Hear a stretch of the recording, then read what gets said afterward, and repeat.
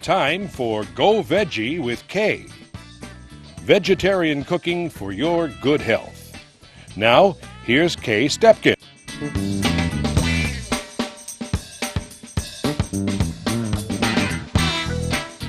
Hello everyone, and welcome to Go Veggie with Kay. I'm Kay Stepkin, and here I am in the beautiful kitchen of Whole Foods Market in Evanston. Today I'm going to show you how to make a Native American stew with cornmeal dumplings and a salad with shake it up dressing. Both the stew and the dumplings are dishes from America's past, and so delicious that they are still with us today. This combination is comfort food at its very best, and yet at the same time our version is vegetarian, very healthy, and low fat. And later on in the program we're going to have an interview with Howard Lyman. He is a great guy and an avid vegetarian. I'm going to start by pre-cooking the potatoes just a little bit, because otherwise they take longer than the rest of the vegetables. So I'm just going to cut these into pretty big bite-sized pieces. Cover them with cold water. Just when the water starts to boil, I will remove the potatoes. And that'll be enough to make these cook about the same length of time as the carrots, the celery. Notice that I didn't peel the potatoes. A lot of nutrients lie right below the skin, and the skin itself is, of course, a rich source of fiber and actually very tasty. So we'll put the potatoes in the water.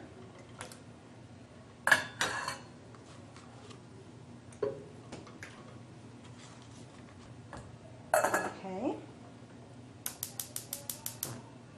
As soon as that starts to boil, I'll turn it off. Seitan, gluten, wheat protein, wheat meat, there's a variety of names you can call it. It is the protein part of the wheat. And it has the characteristic that when you first make this out of whole wheat flour and rub the seitan together by kneading the dough, it forms long and tough strands within the dough. I'm going to slice this into 1/4 inch slices and then cut it across a 1/2 inch to 1 inch.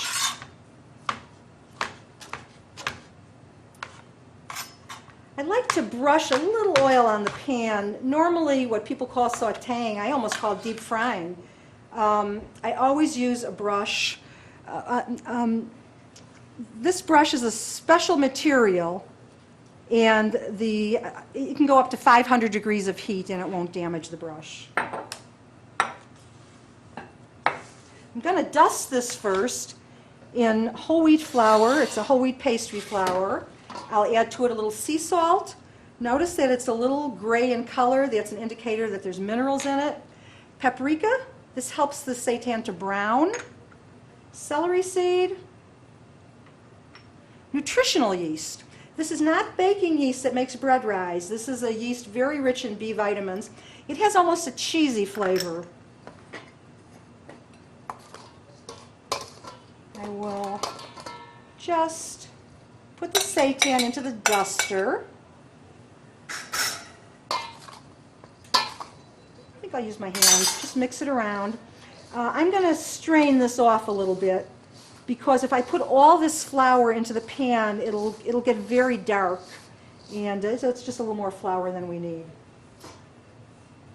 So I'll just strain it off in the colander.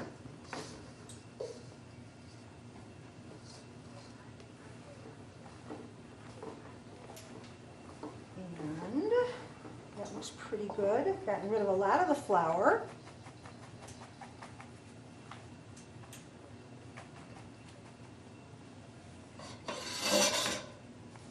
And I'll just shake it off one more time.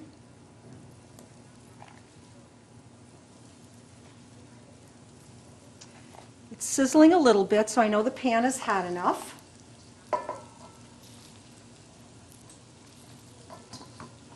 While the seitan is sauteing and getting lots of flavor, I'll start cutting the vegetables. This flour, by the way, is going to thicken the stew. It's going to make its own gravy without you having to make a separate gravy. We'll be adding some vegetable stock a little later, and it'll make a delicious gravy. Sometimes I get flour on my clothes, but who cares? The food is delicious. I ran a vegetarian business for many years in Chicago. It was called The Bread Shop. And our chef, Oscar Gonzalez, was the first person to bring seitan to the vegetarian community. Seitan, or wheat gluten, was developed hundreds of years ago, probably in China. But it was pretty much in the Asian community, and others had never heard of it. Now, this was before you could buy the seitan packaged, refrigerated like I did, before you could buy it frozen. They did not have gluten where you could easily make the seitan. And Oscar used to make a dough out of whole wheat flour and water, and he would then rinse it and actually knead the dough in the sink under running water. It was a lot of work, and his hands got about this big from this process day after day. And some of our customers would not buy Oscar's seitan a second time because they said it tasted too much like meat. This is looking good. You can see the paprika is browning it. I'm going to add a little red wine and some soy sauce. And then I'm going to put it in the oven to bake so that the alcohol actually bakes off, but the flavor of the wine remains. Okay, so this is the wine. Adding the soy sauce to the wine.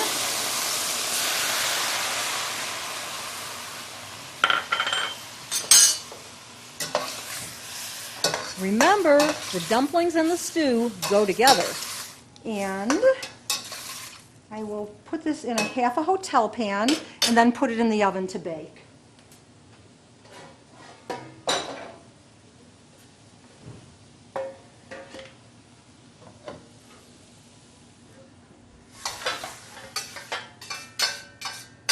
It should take 10 or 15 minutes for this to evaporate off. And in that time, we'll be sauteing the rest of our vegetables.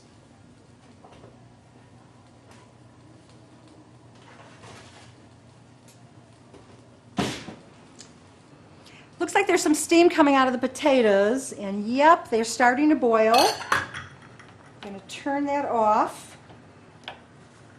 Just drain the potatoes. They're still hard, but now they're going to cook in the same amount of time as the carrots and the celery.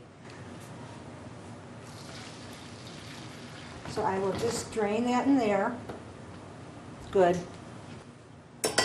Going to saute the onions. There's a little oil already brushed on the pan. And with the onions, I'm using fresh spices and herbs. I usually buy my spices fresh, and I dry them myself. Some garlic, a bay leaf. Oh, let me get this cute little spatula. Get all the garlic out. And fresh sage. And fresh thyme. Makes a big difference to use fresh spices rather than spices that have been in bottles maybe for months, first in a warehouse, then in the store.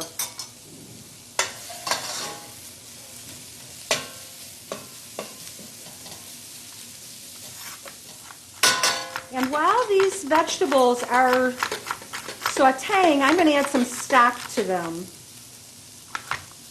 And then we'll mix everything into the stew. Out of the way.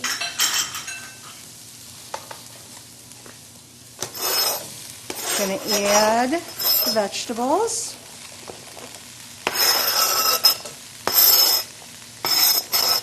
Going to put some pepper in.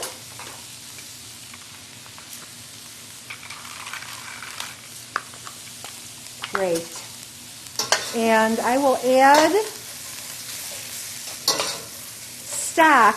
You can buy stock, vegetarian stock these days, in quart boxes. I always keep that around the house, and I find ways to use it almost every day. I'm going to add the stock.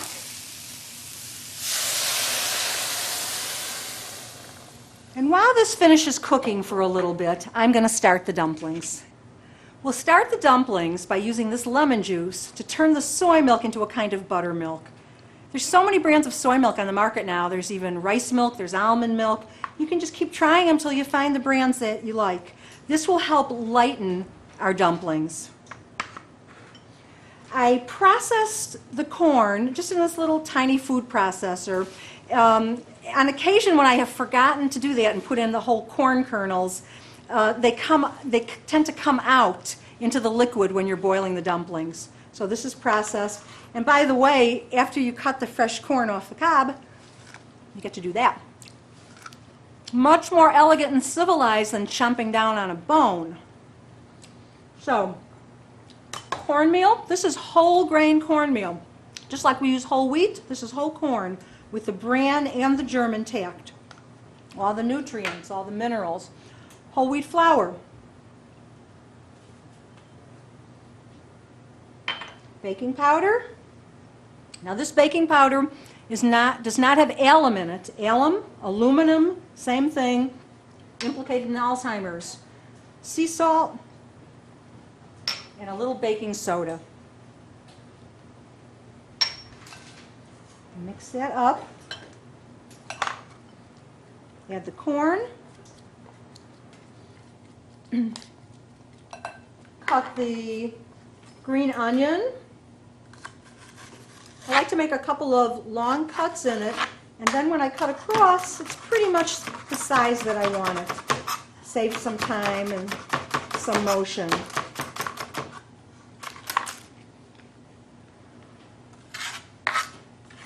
So I'll put that in there.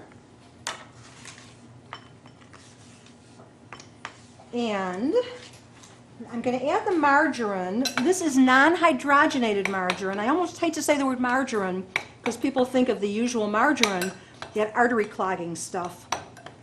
A margarine is a liquid oil that's been turned into a solid by injecting it with hydrogen, which totally clogs our arteries. This is non-hydrogenated margarine. I'm going to cut this in, mix it, until it gets to be sort of the size of peas.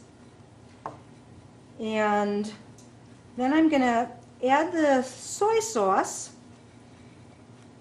to our buttermilk, soy milk mixture. You might not need all of it, so I'm adding it gradually. And this dough needs to be firm but still soft. So we'll just see how much of it we need. And I think a little bit more, there'll be some left. That's okay. And I have boiling here 3 cups of water mixed with 1 cup of vegetable stock. And I am just going to drop the dumplings in. And you'll see they're kind of cute. They go in. You might not be able to see that actually because I'm looking down at it. But they instantly rise to the top. And you can see them get a little bit bigger, which is nice. This recipe will make about 20 dumplings. And I am going to take now and add this, the vegetables for the stew mixed with the potatoes to the seitan, which has been in the oven because we've been cooking off the alcohol.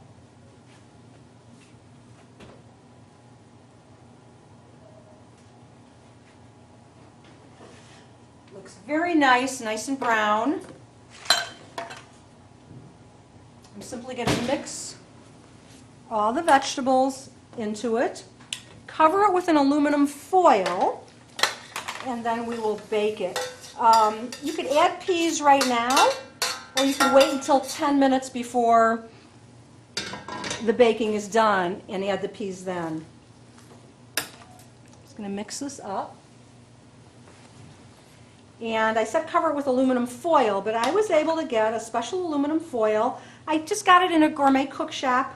There's several just even on the north side of Chicago. It is lined with paper because you do not want aluminum touching your food. I'll put the stew into the oven. And while our dumplings are cooking, we'll get a chance to meet one of our nation's great vegetarian authors, Howard Lyman. Our guest today at one time owned a 7,000 steer feedlot, and today he preaches the basic inhumanity of factory farming and the value of a vegetarian diet. I have met him many times in his travels around the country, where he speaks passionately and persuasively to thousands of people. This is his book, The Mad Cowboy. I am so excited to introduce to you Howard Lyman. So Howard, why are you called the Mad Cowboy? I got the name Mad Cowboy because I had the audacity to tell the American people that what we're doing on factory farms is absolutely, totally non-sustainable. Very few people understand that what we're doing with the way we're producing our food in America today is we're destroying our health, we're destroying the planet, and we're destroying the lives of billions of animals. Since animals are not killed for us to drink milk and eat eggs, why not eat them? Well, if you stop and look at it, if a chicken is laying eggs, I guarantee you by the time it comes to the end of its life, it does not get carted off to a cemetery. It ends up in the food system, whether it is ground up live and fed back to other chickens, or whether it ends up in some of our soup. If you're looking at milk, remember, 40% of all hamburger in America today comes from spent dairy cows. So whether you are buying eggs or buying milk or buying meat, you're participating in the lives of a lot of animals, and most of it is very, very miserable. So it's better, if somebody's given a choice between eating organic animal products and those that are raised in factory farms, the organic is much better. But remember, no matter how you look at it, an organic animal, when it goes to slaughter, still dies. When you're getting organic milk, that cow at the end of her life still becomes a hamburger. So it is better, but should we be doing it? In my opinion, absolutely not. Howard, what do you talk about in your new book, No More Bull? Well, what we're doing in the new book, No More Bull, is we're talking to people about the lies that are out there. You know, we're all faced with these wonderful diets, diets that, you know, get off of the carbohydrates and eat protein. They sound good. People love to have reinforcement of their bad habits, even though it's not good for them. So, No More Bull, we're telling the truth. We're telling people about the fallacies of the diet. We're talking to them about, many people have poor vegetarian diets. You know, chips and Twinkies are a vegetarian diet. Are they good for you? No. So No More Bull is we're straightening it out. We're talking to people about the reality of the way we're eating, the way we're treating the animals, and the way we're treating the planet. Thanks, Howard. Howard Lyman, one of the leaders of our great vegetarian community. We're going to make a salad now with Shake It Up dressing. And lately, I have been buying my greens in bags. They're pre-washed, they're delicious. You can get quite a mixture of different kinds, and it makes it so easy to eat a delicious salad. I added some grape tomatoes. Instead of adding the herbs to the dressing, I'm just going to sprinkle them right on the salad. Fresh basil and some thyme. You could add any fresh herb that you happen to have at home. Fresh herbs they have a very subtle, mild flavor, and most any ones will be delicious. Gonna put lemon juice in the Shake It Up jar, apple juice, champagne vinegar, fresh garlic, which is always nice, prepared mustard. This one happens to have horseradish in it, but I use all different kinds, and sea salt. Most salad dressings are 3 parts oil to 1 part of an acid, whether it's vinegar or lemon juice. Our salad dressing is 1 to 1, so much less percentage of oil, and that's because of the addition of the apple juice, and it also lends a very natural sweetness to the dressing. The champagne vinegar also keeps it light. This was probably a peanut butter jar or maybe a jelly jar. I always save empty glass jars because food is safer when it's stored in glass. Food that's stored in plastic, that plastic is a very unstable material, and the plastic actually leaches into the food. Now I'll add the oil. Even though a lot of oils, like the extra virgin olive oil that I use, they do not say refrigerate on the jar, but you do need to refrigerate oil. When a food turns rancid, it's the oil in the food that is turning rancid. So I keep a small amount of oil in a jar and refrigerate the rest. I'm going to add some fresh orange pepper for the color. Oh, that pepper smells good. That is very pretty. You don't get much prettier than that. And add some of the Shake It Up. A delicious, healthful salad in a matter of minutes. And you can vary the ingredients that you put in it so you will never get tired of our salad with the Shake It Up dressing. The salad is done, and the stew and dumplings are ready. I'm going to take the stew out of the oven, put it in the platter,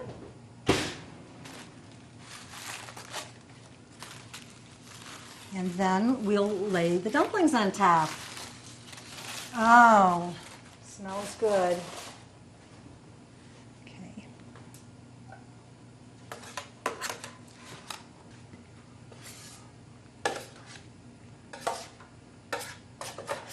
This would be a great family meal.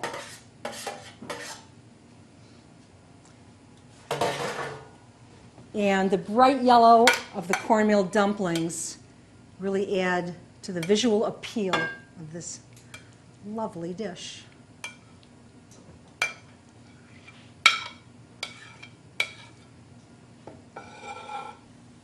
Native American stew, a vegetarian dish that tastes as good as it looks. Can't wait to dig into this.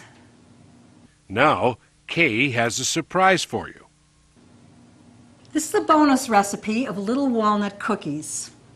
I love dessert, not surprising for someone who used to own a bakery, but I tend to eat too much of them. So I make these cookies very, very tiny, and just a couple of them will do the trick.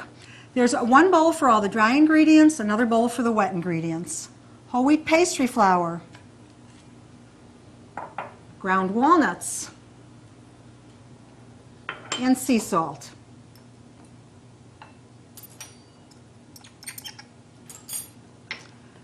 The wet ingredients, non-hydrogenated margarine. Margarine that's hydrogenated is not a product that's found in nature. Hydrogen is injected into a liquid oil to turn it into a solid. It's so solid that it clogs our arteries. Date sugar. Actually, this is just dehydrated, ground up dates. Although it's called date sugar, it's a delicious sweetener. Little maple syrup. And what would a cookie be without vanilla? I am going to dump all of the dry into the wet. I'm not going to put it in a little at a time because you tend to overmix it then. You do not want to overmix it. That develops the gluten and makes the cookie tough. You want it to be light and delicate. This is it. This is our cookie. It's that simple. I got a little cookie scoop, which you can buy in most any houseware store. And this recipe, this little tiny recipe, will make about 20 little tiny cookies. So here we go. I'm going to scoop them out. These will bake at 375 for about 8 minutes. So you not only get these delicious cookies, you get them really fast. You feel like something sweet? There it is. Healthy, delicious in your own house.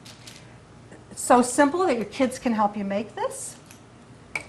And as an extra treat, I have melted some chocolate that we are going to drizzle on top. It makes it very, very pretty. And of course, what's nicer than the taste of chocolate? There is our cookies. I'm going to flatten these. Put them in the oven for 8 minutes.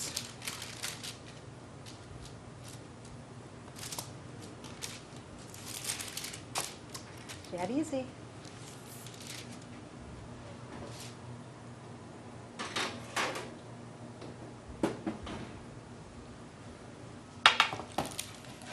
There they are. I'm going to move these cookies together so that we don't lose too much of the chocolate when we drizzle it on. These cookies have cooled for a little bit.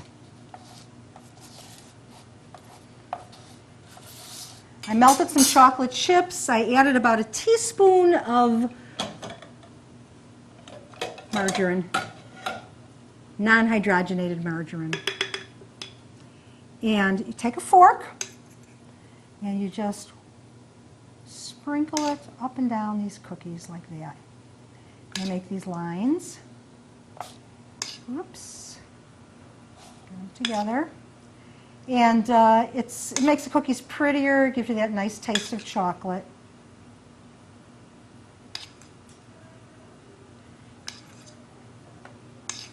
And there they are, a little walnut cookie, tablespoon size. I can't resist this. What a cookie. Here's our Native American stew with whole grain cornmeal dumplings, a delicious salad with our shake it up dressing. Here's hoping that you enjoy your increased energy as you learn to go veggie. I'm Kay Stepkin.